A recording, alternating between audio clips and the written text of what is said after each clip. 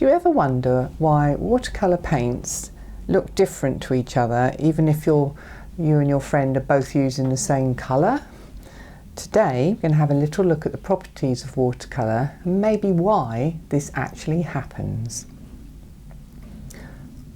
Welcome to Dunnock Studio. I'm Jackie Smurden and I'm here to help you make sense of painting. Let's have a little look at what I've done here. I've got an inexpensive watercolour palette which you can't see very well because it's in a black case, and over here I've got a more expensive handmade watercolour. They're both the same pigment, or they're both the same warm orangey red colour. Now this one says quite clearly it's burnt sienna. This one has no name on it, and you may well be using paints that do not give you a description or any idea of the pigment in them. So I've done my closest match to burnt sienna from a good range, burnt sienna from an inexpensive range. Just going to zoom in on the two that I've swatched here. I hope you can see they are very slightly different colours. This one's slightly deeper and darker in value as well. But can you see how this one is a little bit more translucent and a little bit more interesting to look at? If I'll show you what this is on rough paper, whereas this one is quite chalky, almost opaque. Obviously it depends on how much water you add to your paints, etc. But why might this be the case? Why do all paints not look exactly the same? Well, let's have a deeper dive into how watercolour paints are put together. Looking at sienna pigment, sienna is from the earth and looks like this in powder form. It contains iron and magnesium oxide, which can irritate your skin. It is one of our oldest pigments and has been found in many cave paintings. Raw sienna is yellow in its raw state, which you can see here, but when you heat it, it changes into reddish orange, which you can see here. This is called burnt sienna. It is transparent, light fast and permanent. So how does this pigment powder, which is how all pigments start, this is a natural pigment rather than a man-made one, end up in a tube like that, which you can squirt out, or end up in a pan like that, which you have to just work up with some water. They are added to this ingredient, gum arabic. The pigment is mixed with gum arabic. It's a gummy substance from the acacia tree.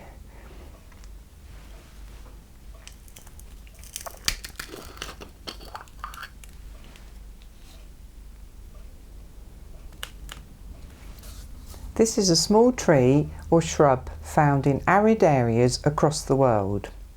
It is non-toxic and even used in gummy sweets such as marshmallows. Naturally, it oozes a gum that forms into droplets or tears, which are then collected off of the tree. Commercially, it is tapped periodically to collect the gum. The gum reduces surface tension of liquids, so helps the pigment to spread across the paper when painting with water. This gives us watercolours.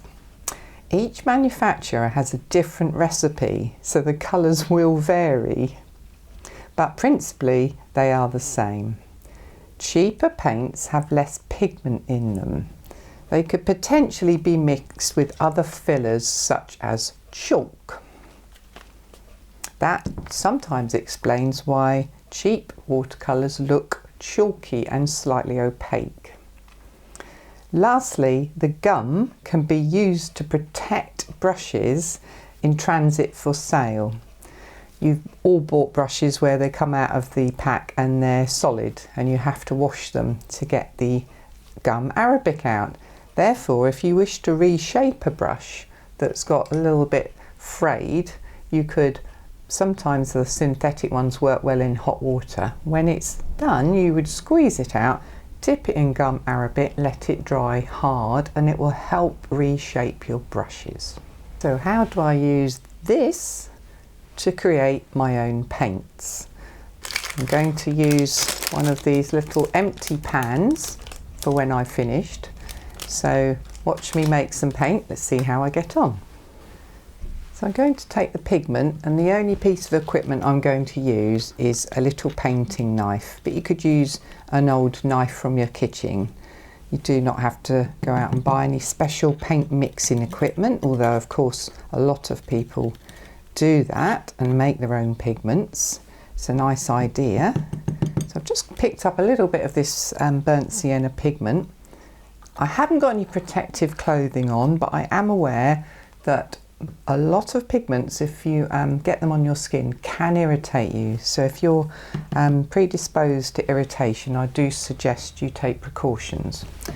So I'm going to get my gum arabic, and just because I have pipettes, because I use them a lot in my watercolour, I'm going to use that to just make a small puddle of gum arabic next to my pigment pile. And now I've no idea how this is going to work because I've never done it before. So let's do it together. So it's like cake mixing. We're going to make a batter here. And of course, the more pigment and the less gum arabic, the more sticky and stiff it will be. If you pick up your watercolour tubes, have a look and see if it tells you what is in the tube. It may say gum arabic and pigment, in which case this is exactly what is in your tube of watercolour. On the whole, if tubes don't say very much at all, especially if they don't give you a name of the colour, you're dealing with a cheaper grade. Still using pigments, but generally using a lot less of them. And instead of the pigment, they're adding a filler. And you can see I've got quite a nice puddly mess of paint there, but it's a lovely colour. And I'm just literally smoothing out all the gritty bits, which of course you can do much, much better than I can. Alright, just scoop it up a little bit. So how does that turn into a pan of solid paint?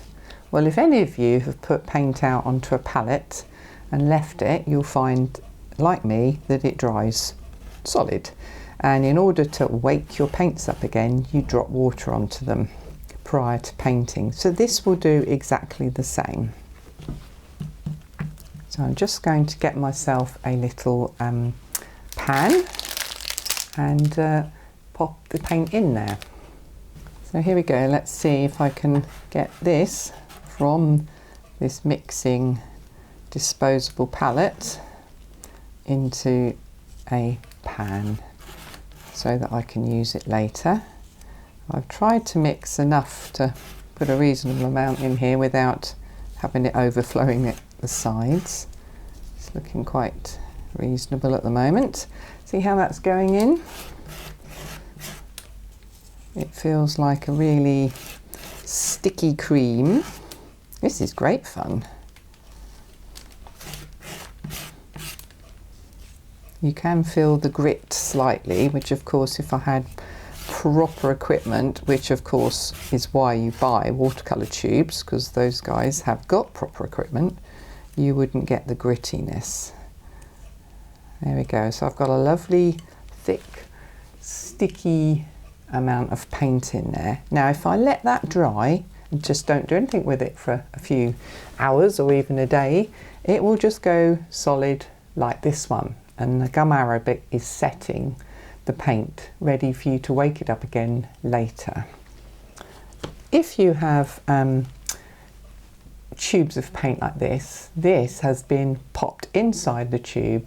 Tubes are a fantastic invention that means we can carry wet paint around with us wherever we want to. Best invention for artists ever. So you can buy these empty and make your own tubes of paint. I'm not going to go that far, but it's an interesting one. If you get into this, you might end up doing that. So you would make a lot more than I've done, and if you wanted a tube of paint, because you paint a lot more than perhaps other people with your favourite colour, then instead of putting it in here, you can pop it in a tube, which will keep it the same stickiness until you take it out of the tube. So let's do a comparison. I'm going to try and keep this comparison fairly accurate by using two separate brushes. This is the Jackman's Art wash from this tube. So I'm just going to do a tube test to see the comparison. So if I move this one over here, straight out of the tube, burnt sienna, like so.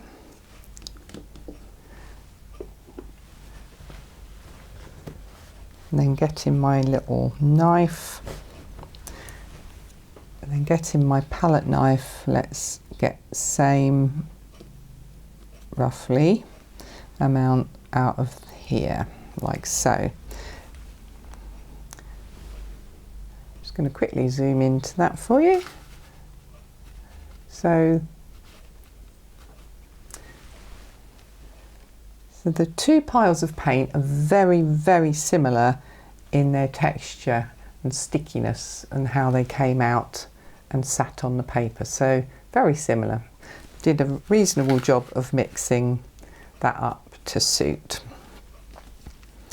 So how would they perform? Let's have a colour match. We've already swatched this one over here, but I can do it again just to show you how I did it. And remember that this is the inexpensive unnamed one here. And then in the middle, we'll try my homemade one. Just going to dampen my paper. Start off with the Jackman's burnt sienna out of a tube made by a specialist watercolour maker. Just going to take that. Oops, my brush is a little bit dry. Just pick up a little bit more pigment out of that pile. There you go. Oh, look at that colour. Wow. All the way down. It's a little bit rich, but gives you the idea. Beautiful colour. So I've put this one on a lot richer than I have on that one. You can tilt your page and help it move, etc. But this is just a quick demo. So moving on, so I don't spend all day doing this, which is very likely. Here's my homemade one. Let's see what happens.